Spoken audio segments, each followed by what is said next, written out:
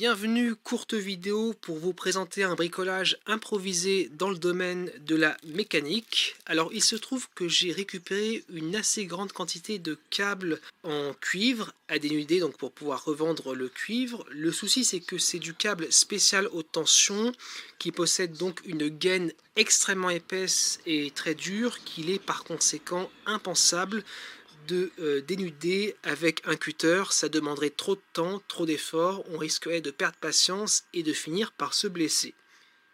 Et pour éviter donc ça, j'ai préféré improviser la fabrication de la machine à dénuder que vous avez ici.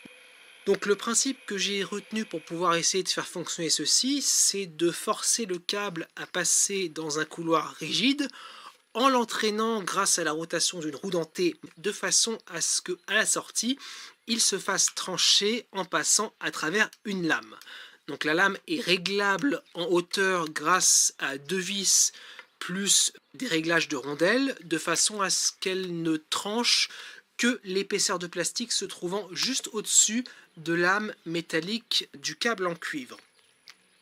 Donc pour dénuder le câble avec ça, c'est très simple, on fait tourner le moteur, on présente le câble sous la roue dentée qui l'aspire en quelque sorte, et ensuite, bon ça peut un petit peu se bloquer au début, mais au bout d'un moment ça s'amorce et on a le dénudage qui se fait de manière presque automatique. Donc ça marche plutôt bien. En pratique, on peut voir que je tire sur le câble en même temps que le moteur tourne. C'est pour anticiper tout risque de blocage, parce que l'effort demandé est tellement important que par moments ça se bloque. Donc je préfère apporter un effort additionnel pour éviter ça. Donc quand ça se bloque, il suffit de faire une petite marche arrière et ensuite de repartir dans le sens dénudage, en espérant que cette fois l'inertie puisse vaincre l'effort qui a provoqué le blocage. Un des inconvénients de cette machine telle qu'elle est construite là, c'est qu'elle n'est pas tellement réglable, mais ça pourrait être amélioré, c'est-à-dire qu'elle est en gros adaptée à un seul diamètre de câble. J'ai construit ça comme ça parce que c'était plus rapide, et ça dépanne quand même puisque cela fonctionne. Pour la motorisation, on est ici équipé d'un moteur asynchrone triphasé d'une puissance mécanique de 250 watts. La vitesse donnée à 50 Hz est de 870 tours par minute.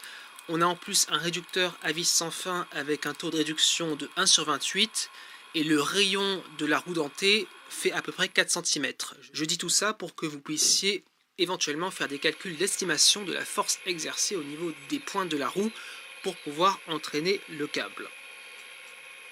L'alimentation du moteur est réalisée par un variateur de fréquence, reproduisant donc un réseau triphasé, et lui-même, cas particulier ici, est alimenté par mon super convertisseur entre guillemets qui avait fait l'objet d'une présentation dans une vidéo précédente. Un des aspects délicats sur cette construction, c'est qu'il faut avoir un écart optimal entre le sommet des pointes de la roue et le plancher bas sur lequel repose le câble. Pour l'ajuster, on installe ou on retire des lames métalliques présentes sous le câble. Si jamais l'écart est trop grand, le câble va avoir tendance à nager, c'est-à-dire que les pointes de la roue ne vont pas assez s'enfoncer dans le plastique, permettant d'obtenir assez d'accroche de manière à ce qu'il soit entraîné en tenant compte de l'effort dû au fait que la lame tranche le plastique. Là, on a l'exemple d'un mauvais réglage où justement ça se met à patiner. Et à l'inverse, il ne faut pas que ce soit non plus trop serré, sinon ça va potentiellement provoquer trop de force de frottement qui vont avoir tendance à bloquer l'ensemble. Et on a vu tout à l'heure qu'il y avait déjà des blocages naturels du fait qu'on était un petit peu limite sur la question de la puissance de la motorisation. On termine avec une mesure de la puissance appelée donc à l'entrée continue du variateur. Vous pouvez voir qu'on est à peu près autour des 600 watts, ce qui fait que je pense qu'on est un petit peu en dépassement de puissance au niveau du moteur. Mais bon, il ne fonctionne pas non plus sur des périodes prolongées en continu, donc il devrait survivre. En plus, on est à l'extérieur. Et ce sera le mot de la fin puisque cette vidéo se termine en espérant qu'elle puisse éventuellement vous inspirer